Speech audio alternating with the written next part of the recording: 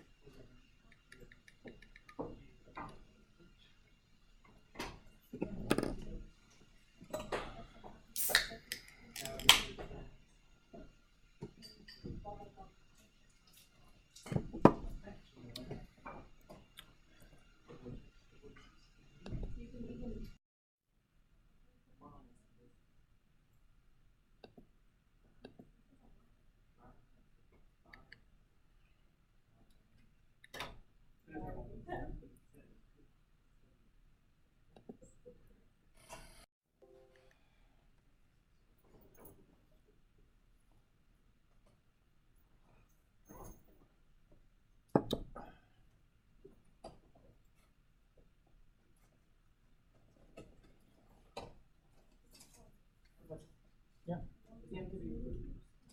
It's going to be group, yeah. So we'll get to that soon.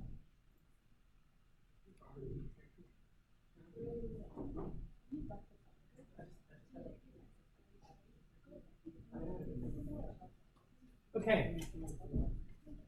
So good afternoon. Okay. So let's go ahead and get started. So this is kind of an interesting part of the course because up to this point we really haven't talked about business statistics. We talked about statistics, and we've shown how certain things can be interpreted in a business context. But we really haven't talked about how people actually use statistics in business per se. Okay? And so, one of the problems is that a lot of people don't really understand how business operates. Okay. And the example I always like to use is, I don't know if you ever saw South Park. They have this thing. How many people have seen this episode with the underwear gnomes? Okay, so anyhow, not a lot of South Park fans, but this is kind of like the way people think business works. I don't get it. Lucy. Phase one, collect underpants. Phase two. Phase three, profit. Oh, I get it. No, you don't, fat ass. Okay, so you're missing the video. It's not showing up. Basically, it's Cartman and Kenny. And so the idea is that these gnomes are collecting. This is where all our work is done. So what are you going to do with all these underpants that you steal? It's doing a play. That's all right. So here's collecting these underpants, and they don't know what to do with it. They think they just do something and then there's profit. Okay, so they don't really understand what they're actually doing, and this is what happens a lot, I think, with people when they're thinking about business. And so we want to think about, how do businesses actually make a profit? Here we go. So keystone of business is really competition, right? So you have to know what people want, and then you have to be able to respond quickly. Okay, and then you have to go ahead and price your commodity appropriately. We're not really going to discuss this, but we are going to discuss the first two. Okay, so this is kind of like a Far Side cartoon, right? This guy opened the dollar store, and then his competitors figured out that people want cheap goods, right? So this guy has two for $1, and this is everything 99 cents. They drive him out of business, right? And so the way the business works these days is really through e-commerce. Even if you run a brick and mortar business, really most of the data collection, the information, the analytics is all done by computer. And so you as a consumer, right? You use the internet to go ahead and get information about options. There was a time when you couldn't buy boots in China, for example, from a distributor in China. Now you can buy it anywhere. You don't have to buy locally, right? You can get information on the products. You can look at reviews, all sorts of things. So we collect a lot of data, but in turn we also generate data for businesses, right? So they're constantly keeping track of what people are paying, what their preferences are, stuff like that. So really big businesses, Netflix, Amazon, Google, whatever, they update things constantly. If you go on Google, if you go on Amazon and you look at a price and you refresh the page 5 seconds later, a lot of times it'll be different. Okay, so there's constant updating. And so here's kind of the idea behind what's going on with a lot of this. This is just a data set where we're looking at how much particular vendors buying. I'm going to come back to this data set and explain it in more detail. And this is over time. This is literally a time series. And what businesses do is they tend to fit these time series of curves. But here's the problem. We have to try to extrapolate, right? We're trying to use some recent data and trying to figure out what is this curve doing? Is this curve kind of bottoming out, or is this trend going down? And you might say, well, it's so small, who cares, right? But the reality is that this is how business make their profits. So everyone's heard of this phrase, the business make their profits on the margins. Well, this is what this means, right? It means that this gain is really small, but the idea is that if you do tons of volume, those little gains really add up. They become very significant. Okay. And a classic case of this is Walmart. So if you look at Walmart's gross margin profit over the last 11 years, okay, you can see that it's roughly around 24% and change. Now, if you do a little research, you find out Google does about $500 billion worth of business a year, okay? And so if they only increase just a little bit, 0.2%, that's like $1 billion in net profit for them. So this isn't really a small thing. So here's the big question one of the big questions that we're going to deal with.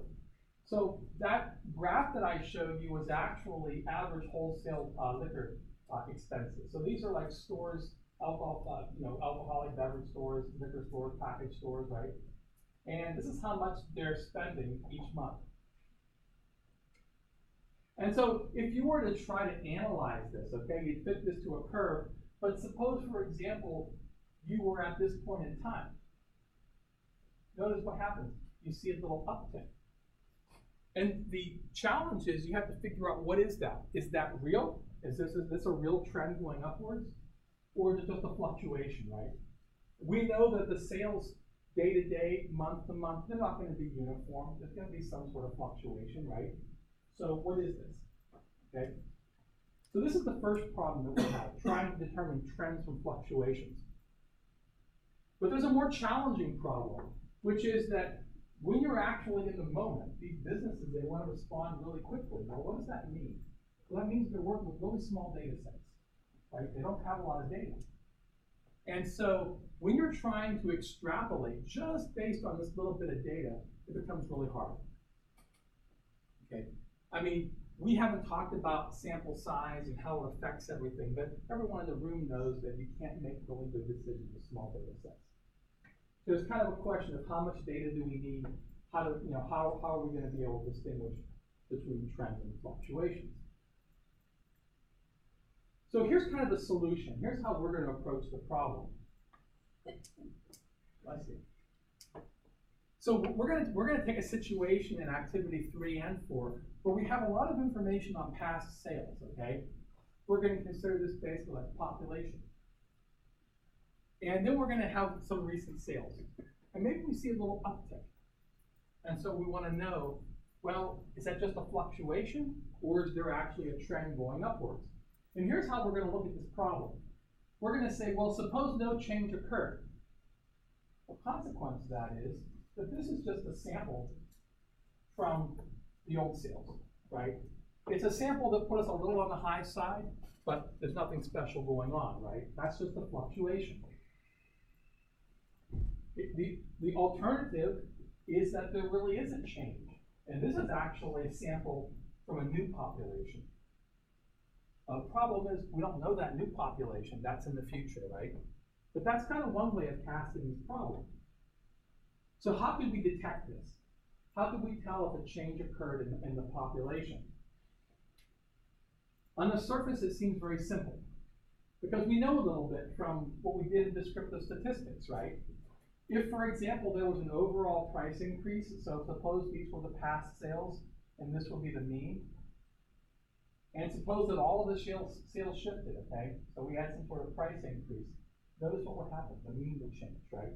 You'd see a shift in the center, okay? Suppose, for example, that people start buying more of the high-end items, okay? What would happen? Well, this would be the old past sales, right? And what would end up happening is, as people bought more of the higher priced items, the distribution would begin to get skewed. And we know what happens when they're skewed to the mean, right? The mean gets pulled out towards that tail. we see a change in the mean again. And so on the surface, we have a kind of nice way of looking at this. We could say, okay, we can tell if the population's changed by just saying if there's a change in the mean. And all that seems fine. This sort of logic, okay? Did a change occur? Populations had to change. The means had to change. All that sounds really good, except for one fact. We can't tell if the population means changed. Because we don't have two populations, right? We have an old population, but all we have is just a snippet. If there was a change, we just have a little snippet, a little sample. So I can't actually compare two population means. And I certainly can't compare these two means. Okay? This is from a very large data set. This is essentially a population. This is a fixed number. This thing here is really a variable. It's going to vary from sample to sample, okay? Based on a very small sample size. So I can't compare those two things, okay? It's like comparing a Pee-wee football team to the New England Patriots, okay? They're two totally different things. They both play football, but this is a lot more established than this, right? So we can't directly compare them. So what can we do? So it seems like we're at an impasse. But here's how we solve this problem. We can't compare the sample mean to the past population mean. We all pretty much agree on that. But here's what I can do. I can compare the mean from the recent sales to means of samples taken from the past population. This is kind of a leap, a new way of thinking about this problem. So here's the idea. Let's go ahead and take samples from the old population, just a whole bunch of them, compute the sample means, and then see if the recent sales seems like it fits this distribution. In other words, could the sample mean from the recent sales, could it come from this distribution of the sample mean from the past population? This is kind of hard to get your mind around. We're not used to taking samples, okay? Samples of samples, that's what we're doing. So let me just kind of explain this logic a little bit more. Here's the idea. We have our past population. I'm going to start taking a bunch of samples. So this is the first sample, and I'm going to compute the sample mean from that sample, okay? Here's some second sample that I took from the past population. I'm going to compute the mean. Third sample, sample mean, and so on. And for the sake of concreteness, let's just call that one, okay? And here's what I'm going to do. What I know, I don't know what these sample means should look like, but I do know something from what we talked about before. I know that, if we kind of go back to that bullseye analogy, right? This is the number that I'm trying to hit. This is the true population mean, right? And my estimates should kind of be clustered around there. Okay, so my estimates are the sample means, right? If I'm doing a good job of sampling, they should be kind of scattered around this population mean. And so what I expect to see is I expect to see that the sample means are kind of be clustered around the true mean. That makes sense, right? So with that, we're going to try this. We're going to go ahead, we're going to take these samples, compute these sample means, and plot them. And now what we're going to do is I'm going to look at the z-score. Okay, so I'm going to now take these sample means and I'm going to compute their z-scores. And I'm going to look at the mean from the recent sales. And so I'm going to ask, does it belong in that distribution? Is it likely? So suppose, for example, that the sample mean from the recent sales had a z-score of 3 for this distribution. Would that be unusual? Would it be unusual to get a sample mean that had a z-score of 3? What did we learn from the homework? Would that be unusual? No, anything above the 3 would be unusual. But 3 is getting up there, so this could be unusual. This is going to be cause for concern, right? So we'd say that this isn't likely to occur. This is a pretty large z-score, right? What would we conclude? We would conclude that the evidence would show us that change had occurred. Because it's very unlikely that this sample mean could come from the sample means we get from this population, okay? On the other hand, if the sample mean was like between 1 and 2, That's not that unusual. We could get that by random chance, right? So this wouldn't be enough evidence to say that a change occurred. Okay? So this is kind of our reasoning. This is what we're going to do. We're going to take samples from the past population. We're going to look at the distribution of the sample means. And then it's kind of like that game, you know, one of those things doesn't belong here, right? Does this thing belong here or not? If its percentile is really extreme, we're going to say it's really unlikely that this sample mean could have come from this population, because it doesn't look like these guys.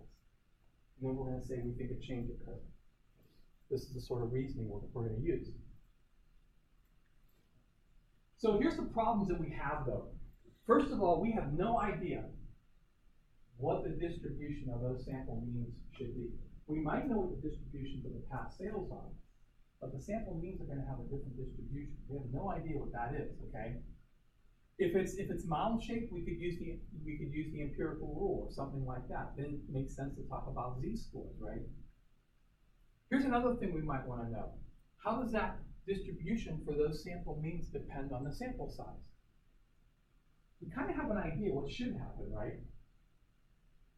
We kind of suspect that if we look at the sample means, right, they should be clustered around the true population mean. And for small samples, there's going to be a lot of spread, right? That goes back to that target analogy, right? Small samples, a lot of spread in our estimates, okay? And we kind of expect that as the sample size increases, the sample mean should be more tightly clustered. Go back to that target analogy, right? The shot should be more tightly clustered around the bullseye. So we kind of expect that this is what should happen. As the sample size increases, that distribution of the sample mean should be a lot more concentrated, right? Around the trim. But we should verify that. And we'd like to know how. How does that work? What is that relationship? And we're going to answer these first two questions in activity 3. In activity 4, we're going to answer this question of how do we make these decisions? We kind of already know how to make those decisions, right? If I was able to get a nice symmetric distribution like this for the sample means in the past population, I could just use what I know about z-scores, right? And I could then decide if that recent sample mean belongs in that distribution or not. So that part will actually be relatively easy. Okay, so we're going to start activity 3 when we come back. But what I'd like you to do right now is go ahead and download activity 3. It's under activities and modules. And there's going to be a data file too. So let me just show you where all those guys are. So if you go back to, if you go to the course modules, right? Under the data set, you'll see the data set for activity 3. And here you'll see the handout, okay? So I'd like you to download those two. When we come back, we'll get started. We probably won't finish it today. Some people did actually. You may finish it today. If not, we'll finish it on Tuesday and talk about it a little bit more. Which one was it? Just activity. Yeah, it's going to be, so there's going to be a data set. That's going to be the data set. And that's going to be where you're going to put the information in. Gotcha. Thank you. All right.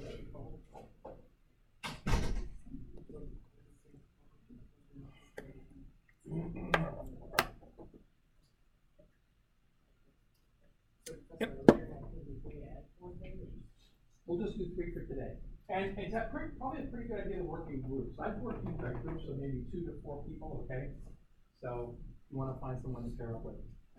This is a hard one to do on your own. When you say delete unnecessary columns, so you do all unnecessary columns? I'm going to get to that. Don't worry. Okay. Well, basically, what's going to happen is you're going to be generating all these samples. Let him play his game. It's not important.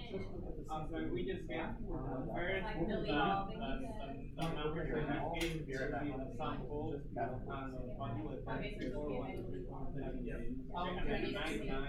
give it. Correct. So when I go through it, let's see. And then we get the mean for each of these. Okay.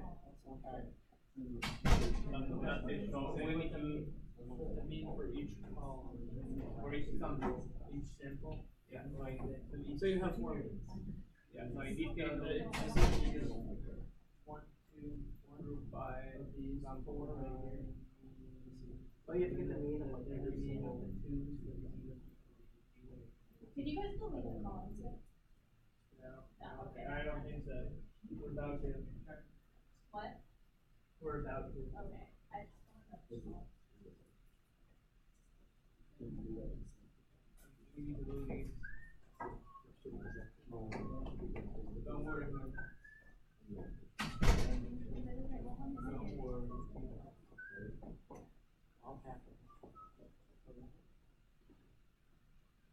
They were earlier last week.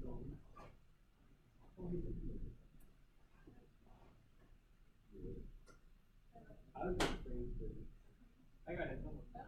Like from we can got it from here and then you want me to cut away. I don't read step 3, 4. Let's do it step 4.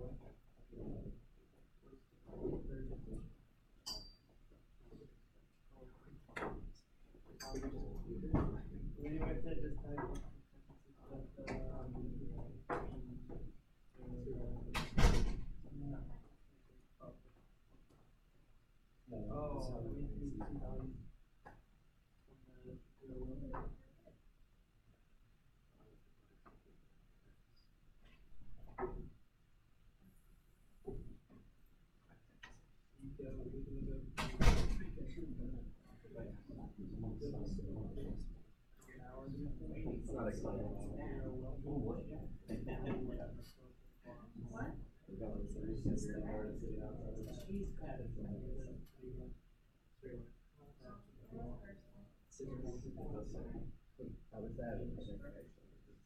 I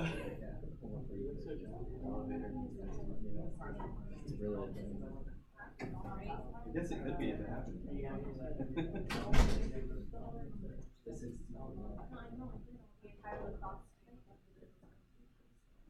Oh, it's not from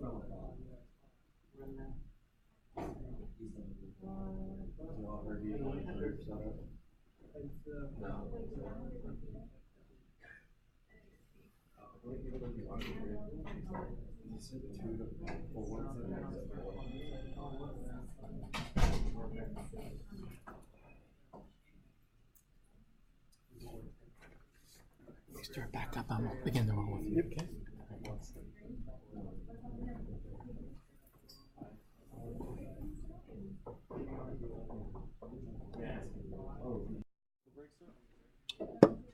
May go out to the Everglades in Orlando a little bit. What about you? Bike week. What's that? Bike week. Oh, really? Okay. Yeah. So are you? So you're a big biker? I like dirt bikes, so I'm going to the dirt bike race tomorrow. That's cool. Saturday. Flat track. Motocross. Yeah. Monster is tomorrow. $5 general admission. Great to see somebody get fucking hurt. I haven't been to a single race or track, professional or not, where somebody hasn't broken down. I know. That's Down just, the hospital signs. what do they do? They do like the things where they have the. Oh no, they're racing. Okay. They're going on actual like dirt traps. Yeah, they got jumps and whatnot. But yeah, last time I went to an event, it wasn't even an event. I think it was just people just digging around. Some kid went home with broken collarbone. A guy on a quad got drunk and died. That's kind of his own fault. Are you serious? Wow. Yeah, he broke What his happened? neck like 3 months before going to the track, and he abandoned his friends. And he was out in this place, Carolina Adventure World. He fell asleep on his quad and snapped his neck again. Holy cow! Wow. I guess you have to. I mean, it's dangerous, but then when you do stupid things and it's dangerous, like what do you expect, On a right? quad with a broken neck. That's pretty stupid.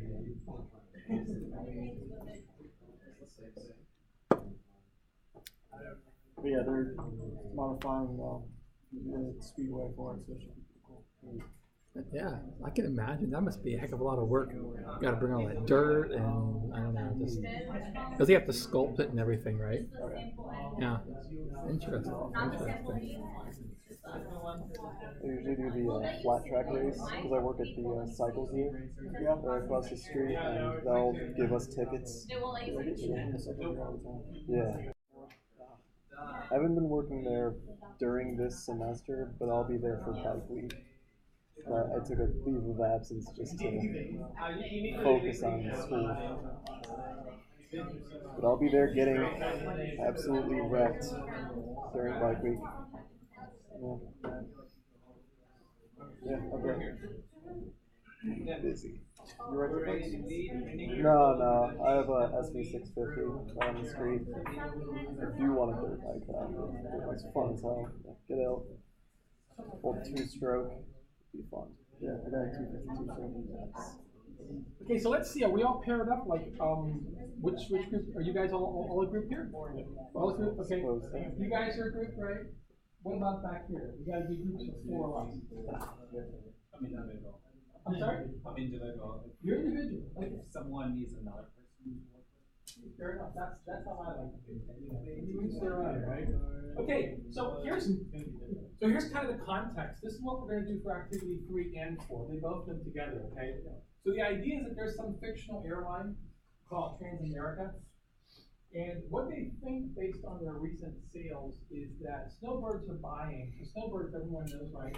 Those are people who migrate from the north to the south in the winter, right? So, old people like me, right? And they think they're buying more expensive tickets. So maybe maybe the more expensive tickets let them take on more baggage, okay? Or they have a clause where they can cancel their airline or whatever, right? And so you're a consultant for the airline industry, and Transamerica is going to give you 2 data sets. This is the first data set they're going to give you. And what they want to try to figure out is whether or not that trend is real. If it is, they might start doing some marketing, right? They might start advertising an AARP, they might have a program or whatever, right? But before they go through all that expense, they want to make sure there's a real trend, okay? And so this is what the question that Transamerica wants you to answer. Based on the data they give you, are snowbirds really buying more expensive tickets? Now, before you can answer that, we have to know a little bit about what the distribution of the sales are, okay, for the means.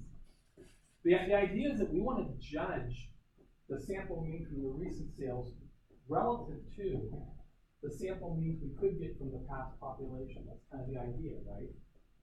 But before we do that, we have to know what the sample means from the past population look like. So if, for example, when we take samples from the past sales and the sample means look like this, we can't do very much with that, right? We don't really know how to calculate percentiles from just any old sort of data set. Okay. But if, on the other hand, the sample means start to look mound-shaped, right? We can use the empirical rule. We can get some approximate answers, okay? And if we're really lucky, and those sample means turn out to be normal, we plot the histogram. It's nice and symmetric. We do that QQ plot. It's nice and linear. We run the hypothesis test, that Shapiro-Wilks normality test, and it comes back and says, hey, this is a normal distribution. Then we can actually give that airline a really exact answer. We can give them a really firm answer. And this is what we're getting at today. We want to know, what is the distribution of the sample mean? What should it look like? So here's what we're going to do. We're going to go ahead and download the data set. And I want you to plot all 10,000 ticket purchases right now. So go ahead and make the plot of that data, okay? So here's the idea. Let's just go in, download the data set.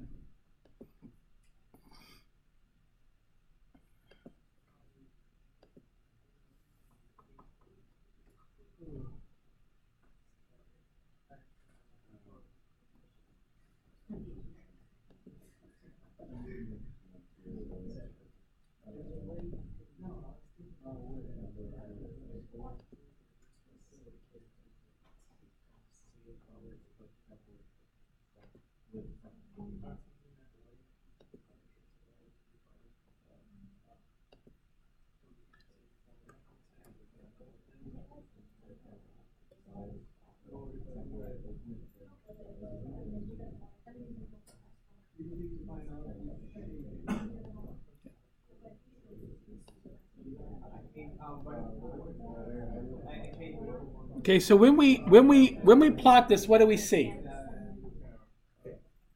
So when we plot the past ticket sales, what you should see is that the past ticket sales are strongly right skewed. Okay, so most of the people don't buy really expensive tickets. A few people bought really expensive tickets. So this is what the distribution for the actual ticket sales look like.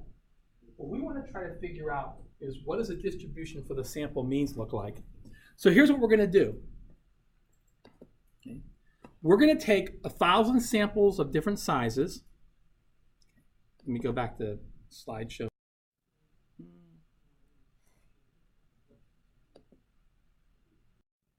So here's what we're going to do today.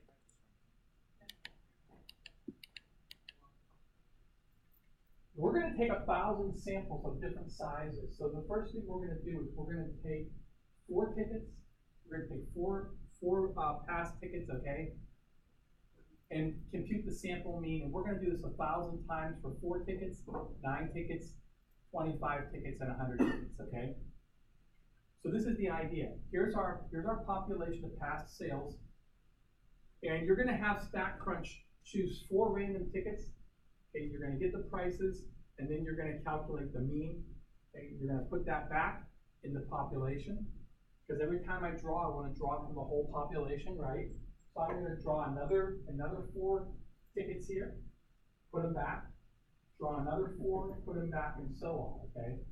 And I'm going to do this 1,000 times. I'm going to have StatCrunch do that 1,000 times. And for each of these samples, we're going to go ahead and compute the sample mean. So this will be the sample mean for the first 4 tickets, the sample mean for the second 4 tickets, and so on, all the way out to 1,000. So we're going to have 1,000 samples, 1,000 sample means. And so this is kind of weird. We usually don't think of samples, right? If we have samples of samples, what do? We put them all together, okay? So this isn't something that we have good intuition on, all right? And what we're going to do then is we're going to take these sample means, and this is going to be our actual data set.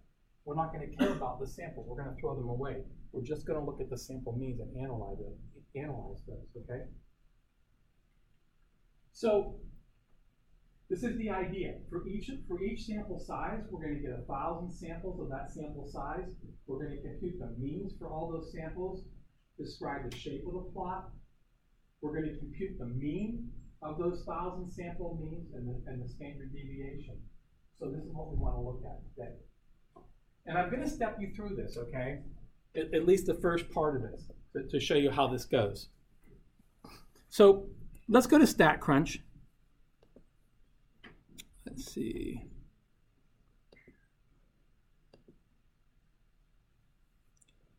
And one thing I want to really emphasize on the activity, okay? This is what you're going to turn in.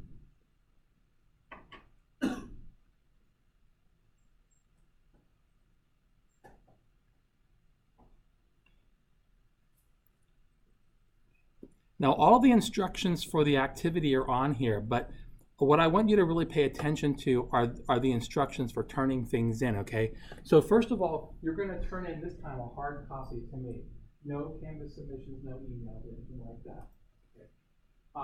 Be really careful and make sure that when you format things, you format it well. So in the past, people have been just kind of like sometimes putting pictures and breaking up the text and everything. So part of this class is we want to groom you for going out in the real world writing business reports. So when you paste something, make sure that you format it, move it around, move the text around so it looks nice, okay? All right, so I want to step you through this, okay? So the first thing we're going to do is we're going to take random samples. So this is the first part of the activity. So we're going to start on page 3.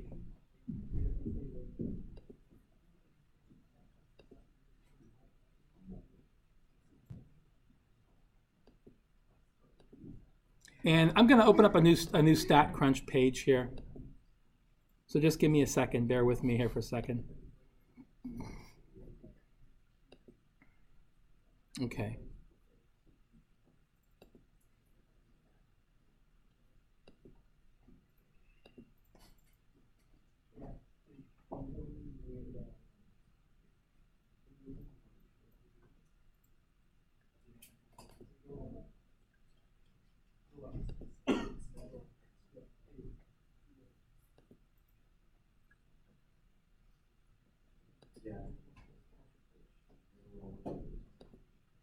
Okay.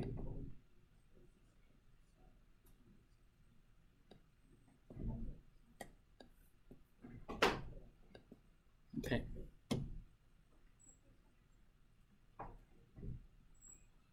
Okay, so the first thing we're going to do is choose the sample. So I'm going to show you how to choose samples of size 4. And then I'm going to let you do it for 9, 25, and 100, okay?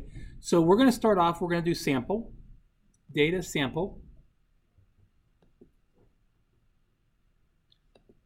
And I have to tell StatCrunch what I want to sample. So I'm going to sample the column where the past ticket sales are. And I'm going to put in a sample size of 4.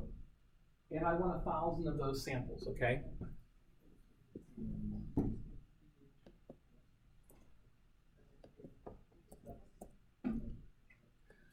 Now, 2 things that are really important, okay? The first thing is we have to click sample with replacement, all right? And the second thing we have to click is stack with sample ID. So go ahead and click on those 2. So I'm going to choose sampling with replacement and stacked across sample ID. And the last thing is, it's probably not a bad idea, since we're going to be taking samples of different sizes, to actually name this sample. So I'm just going to call this sample n equal 4. In other words, these were samples that were taken with a sample size of 4, okay? So I'm just going to put here samples with n equal to 4. Okay? And just hit compute.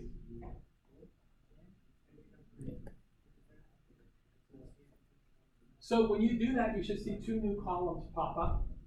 Okay?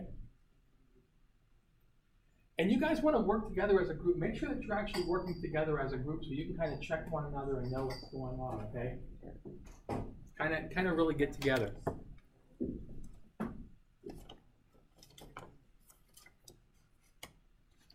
Now, can anyone interpret this output? What are these 2 columns? What's going on here? What do you think? For random numbers from the past ticket sale. Okay. For each sample, and then that process is repeated. So let me ask you a question. What is in this column here, the second column? What's in here? What's in the second and third column? The second column is the ticket sales. Okay. And then the third is the samples, but each sample has 4 ticket sales. So right, so this number here, this 1 is telling me that these are from the first sample, right? Okay. The 2 is telling me it's from the second sample. So if you kind of look at this, right, we're seeing something like this.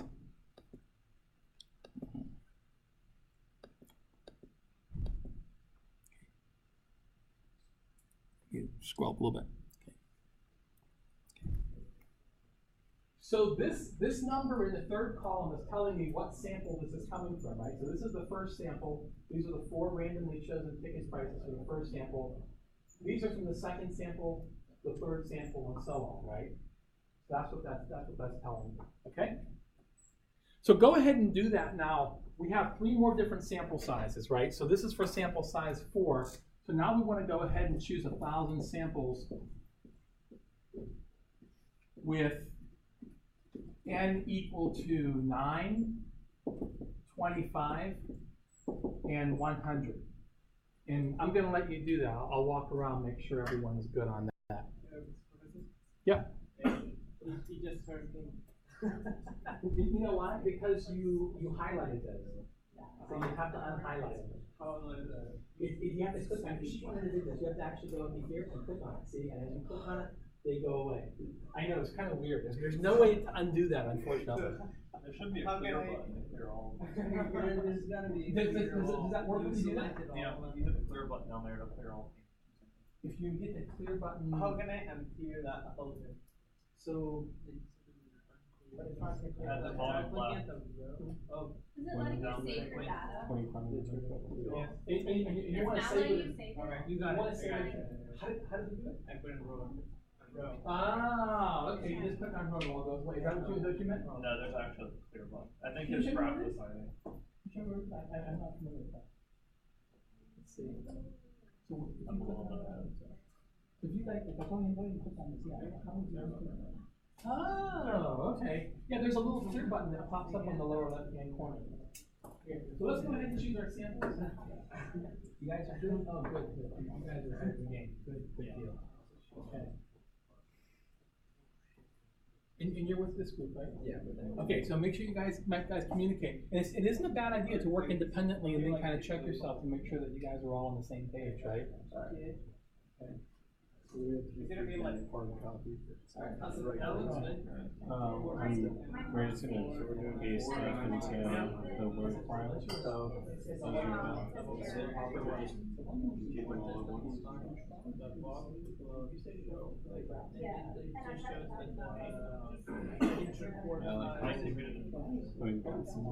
But I already. 14, and let me say. When Is it okay, because I downloaded all of the graphics, I'll keep on looking at it. As long as you have the draft downloaded, you should be okay. That's, and so the best thing to do is make sure you have all the drafts, but you also get to run all the hypotheses type stuff too. So- I haven't done that yet, I've heard on. Okay, good. Does it make sense to all of them? So what does the books will show us about how the city and benefit company? Those three don't. It looks like this one, right? The data points. Oh, so you would say that was, So the spread is very small. well, yeah, we have that. So that ranges from almost. It's just how it's narrowing.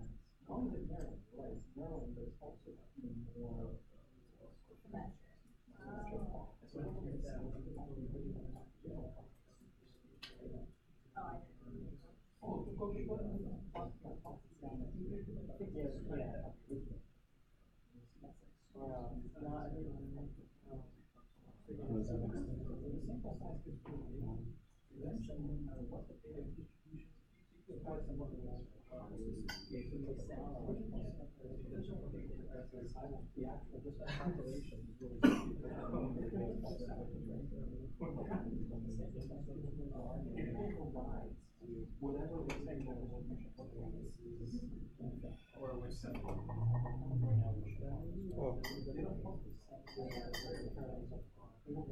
This is supposed to come up that one. I'm not sure.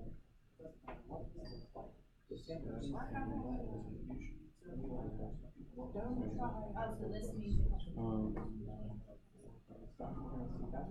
So you need one. Yeah, that is perfect. But also. Yeah, it's supposed to, yeah.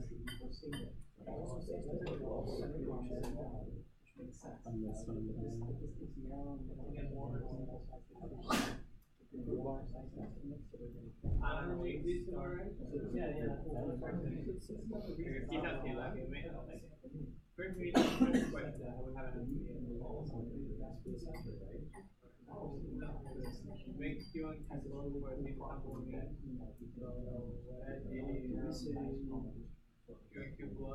Yeah, like. So yeah, so make sure you do the fusion plot and run normality. Well, then it'll take it and Yeah, it's say a little it's more. numbers, like, it'll split it into like 0 to 100, and then we average it together.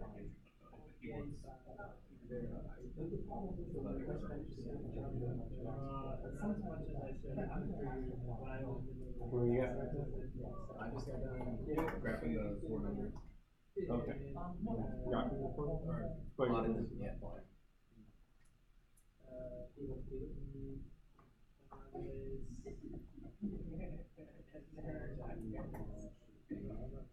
Trabajo con US government. Yeah.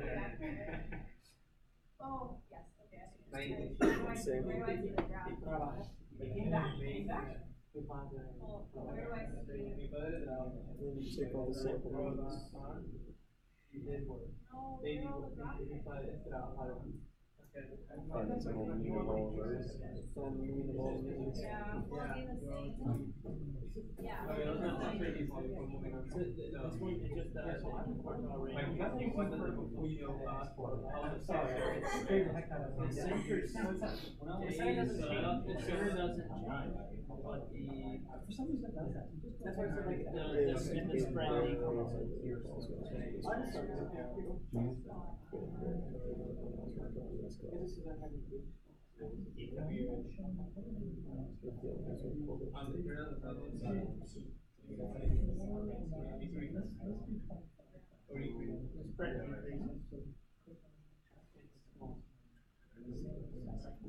Make Q and Q close, please, and Q close.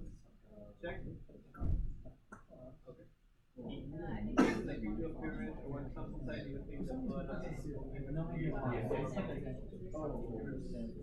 explain how they I'd say just the last two, maybe, they appear to match the slope with the normal line for okay, start thinking about that and also the yeah, they look more like they're on a line. Oh, you did it by meaning this. start drink it with the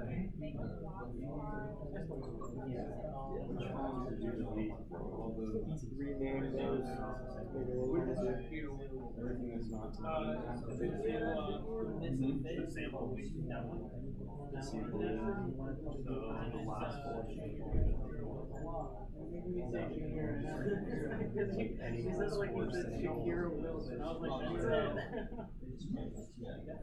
So one thing really quick, so if you need to delete a column, you can go to edit, columns, delete, okay? So suppose you made a mistake. Okay. You can go to edit, columns, delete, okay? Okay, so is there anyone still generating the samples right now? I know that one is not those two. Sorry. No, you guys are fine. You guys are fine. So, is there anyone still generating samples? I think you're still generating samples. Is there anyone else? That's okay. Take your time. Are you guys still generating samples? You're done? Okay, good. Okay.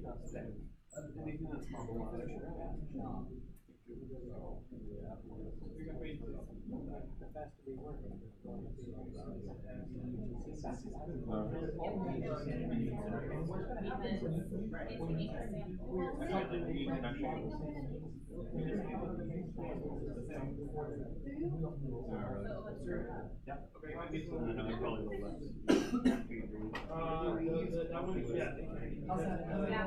Last class.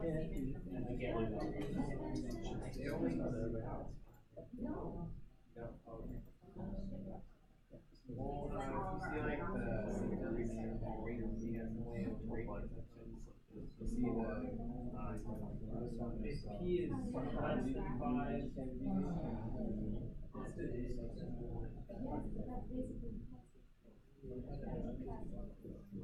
If P is less than 0.05, you need to go back and change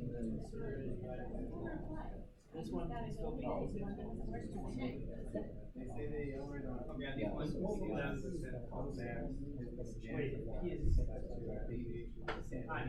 I'm sorry, it's the other way around.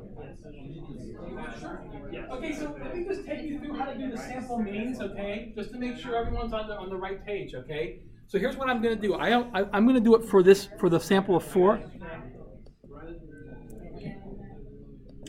Okay, so what I'm going to do is I'm going to do stat, summary stats columns, okay? What's the trick? So who knows the trick to doing this properly? You guys want to tell us the trick? What's the trick? For which one? You're rating samples? Yep, I'm going to do the sample mean. Sample then mean explanation. I'll just show you the Okay, I'm gonna. So the two things I have to do is I have to store in the data. If you compute summary statistics and you don't store it in the data, it puts it up as a separate window, and I don't want that. I want to analyze that data. What's the thing that I'm not doing here that I need to do? One thing I haven't checked that I never checked. No, actually, I don't want the standard deviation. I only want the sample means, right? I only want the sample means. But what am I missing here? Right. So here's what I have to do. Here's the trick. And we haven't done this. We've done calculations where we group, like with the Cadillacs and the Saab, we group by make, right? Here I have to group by the sample ID. So I'm going to have to, what I'm going to do is I'm going to choose this column here that tells me what sample size, which sample it came from, okay? So this is the little trick. You have to group by sample. In other words, I'm going to choose this column right here, right? It has the 1s, 2s, 3s, 4s. It's telling me which sample it came from, okay? and I'm going to say compute. Now, you're going to get this window that pops up, and StatCrunch is telling you, I think there might be an error, ignore it, okay? So just hit cancel. And there's my sample means. And I'm going to label this, okay?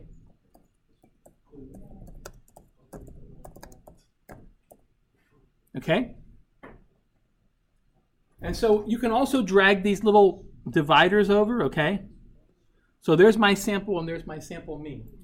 So do that for each of those different sample sizes, okay? You should get the whole table full of sample means.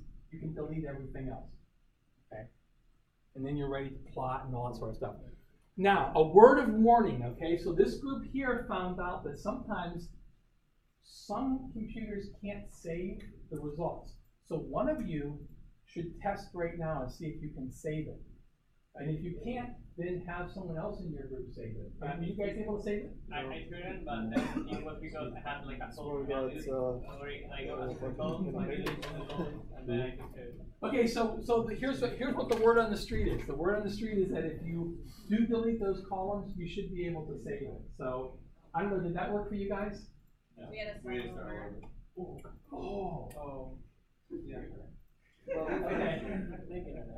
So just be careful, but make sure that someone in your group can save it because you don't want to lose all that and do it all over again. I'm sorry about that, guys. But actually, once you know how to do it, it is that hard It's to not hard. reproduce it. What's that? Can you like control A to select all of it and then just paste it onto an Excel file? Just make sure everything's formatted well, okay? Yeah. Okay. So this group's done. So it's possible to do it. It can be done, and it looks good. You guys did a good job. Okay.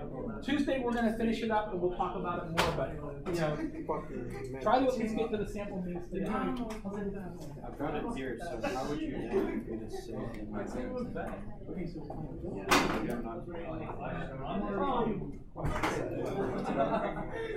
Yeah, it's like Tuesday. Oh, no, that's Wow. So I'm afraid.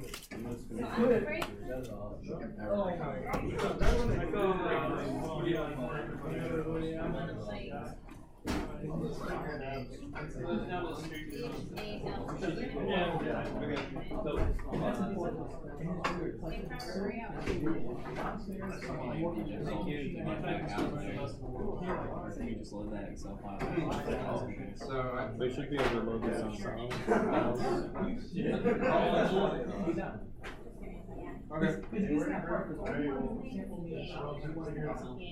Just like you guys did. And you can see what's happening. Yeah. The sample size is going up. It's not activating one arrow, which you totally expect. But you should also notice that the shape is changing too. Yeah. And so that's kind of cool. Because if you look at the Now, original. you know. Get an email saying this is. Yep, ma'am. Histogram? So just make a histogram of the original thing. I gotta Yeah, you can do that. You have good habits. That's good. That's gonna help you out in the long run. Okay. And just go ahead and roll. Yep. yeah, so we should be good then. Yeah, for yourself to do those. Really strong ones. Baseball. They don't put the sample into it. They start off with small sample size. There's not a whole lot of questions to answer there. The sample We should size have it all. Yeah. It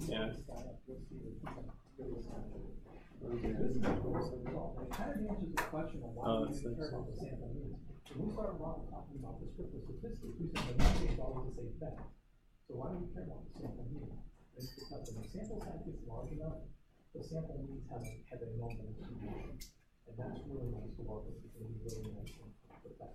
And so that's one of the reasons for liking the sample mean, because first of all, if you go back and you think about like the normal distribution of z-scores, the mean now is kind of like our origin, right? So it has a kind of special place, but it's also because the sample means have a normal distribution. We really like that. Kind of the idea. Okay. Wow, everyone's finished early. Great. All right, thank you, sir. Well, you said Have a we good could- break. You said we could leave, so everybody just kind of like bounced. Oh, well. I was almost done with this thing. They're like, oh, we're leaving. You can stay and do it, you know, and But you can wait till Tuesday, it's up to you. It's pretty much me doing most of the work anymore. I'm the one on the computer today. Well, you know, it's kind of like, it's kind of like, what's that story with the three little pigs, it's like, you know, the ones that put their time in and everything, right? What happened in the final 20% of the grade? They get one of them, so it all comes out in the wash. It does. I know, when I look at the grades, I know who's more doing this like that, I'm surprised, you know. I'm not. There's no easy way, right? Yeah, because I have two more questions and then we were done. Sure, I was on E, It's fine. and E was like, well, after looking at the QQ plot, which one looks more normal for us? It's the bigger one, of course. Right, and what you're seeing is a QQ plus keep getting nicer and nicer, right? Yeah. So here it's obvious, here it's probably not, you can kind of see that, right? Yeah. It's starting to kind of normal. It's not that big. And so this is actually good because like it starts to go up, and this one comes back. Yeah. But here it's like, Yeah, here, and some examples, of course, don't have, whatever one has dots on the red line. Yeah. so this actually looks like a text. Yeah. So.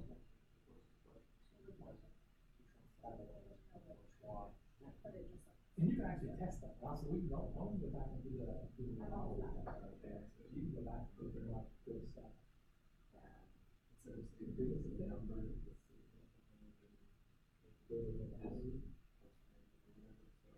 can just choose all this stuff periodically. Yeah. You can just drag it down to the order. Yeah.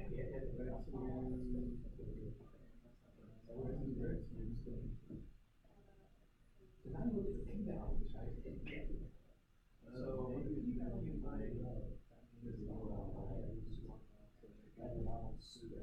borderline, just like we thought from above. Yeah, it's almost there, because it's supposed to be 25, and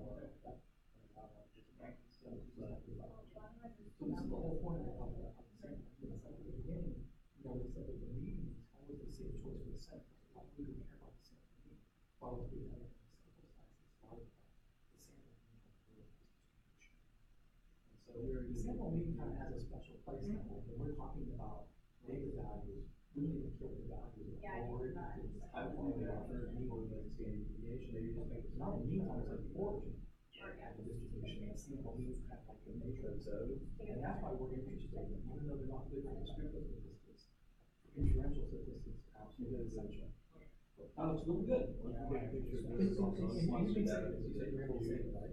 I did say something once already. Yeah. Yeah, definitely, make sure that works out. You can't say it's this, in trouble. Yeah. I actually want to change it. Okay, so now we're So this is now, And say with the plots, try with the plots. Some people say it works with the plots, and some people say it doesn't. So try that. Excellent. All right, you're all good. Yeah. anything, I might just do the things as well, real quick. Yeah, you might as well. I'm gonna hang out anyhow, so For you the know. box plot, do you need a group by something, or you don't need a group by anything? One thing you really want to do is you want to arrange them so that they're going in increasing sample size, right? How do you do that? Just when you click on them in a certain order, right? So click on them until. In fact, you're already have it set up that way, right? So like that? Yeah. And then is that like all of this? And then of course you'll have to, you want to do it, you want to make sure that you can identify the factors. Yeah. It's kind of up to you if you want it horizontal or not. If you want to do it, make sure you put the right axis in. So here's the thing, plot it first. Okay, just plot it first. Now you can kind of see where to put the labels, right? Like you're going to need a label on the y-axis. Yeah. There is no label on that side. So we don't need a label on that? Yeah, because there really isn't a box, but there really isn't no other dimension. Yeah. In fact, it's actually kind of putting it for you, though. What would the y-axis be? Just sample or ticket sales? Exactly. Just a quantitative data.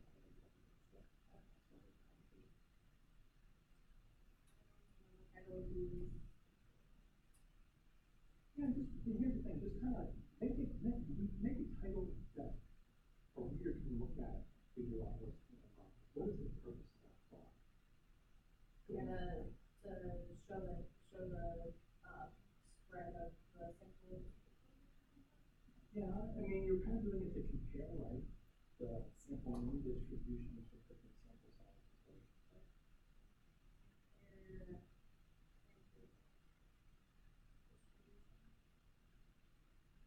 The sample mean. Oh, the sample mean.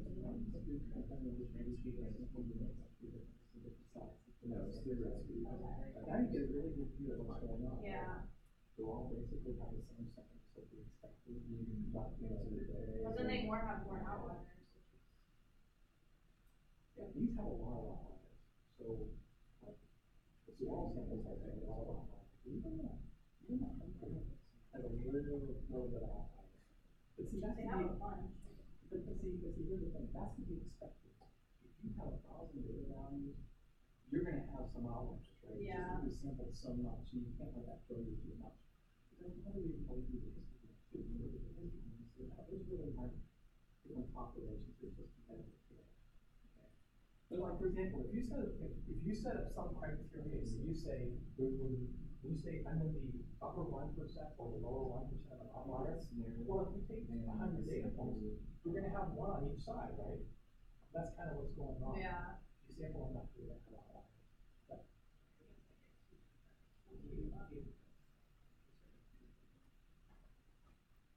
It is narrowing